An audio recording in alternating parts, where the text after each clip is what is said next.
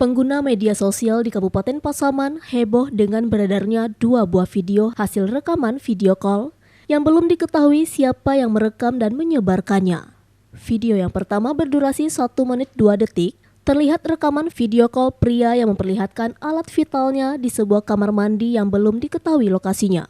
Video kedua dengan durasi 14 detik memperlihatkan pria yang sama diduga berinisial E asik melambaikan tangan dengan seorang wanita dalam percakapan video call.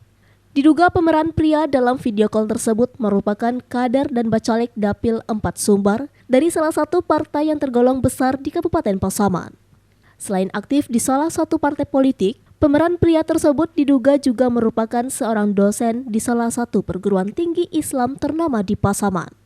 Memastikan kejadian dan dugaan pelaku, sampai saat ini belum didapatkan konfirmasi resmi dari petinggi maupun pengurus partai politik tempat pelaku bernaung.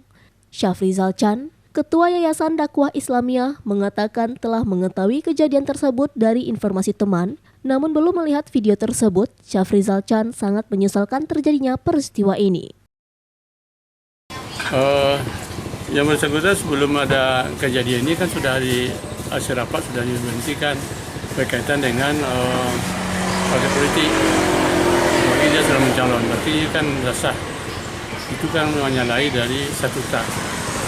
Karena dosen Sabdos tidak boleh berpartai politik PKS. Nah, cuma belum diberikan surat SK berhentinya. Jadi ya tidak ada sangkut dengan ini, sudah ada diberhentikan sudah. Nanti sampai besok tidak ada lagi namanya lagi. Dari Pasaman, Sumatera Barat, Ari Yohanes, iNews melaporkan.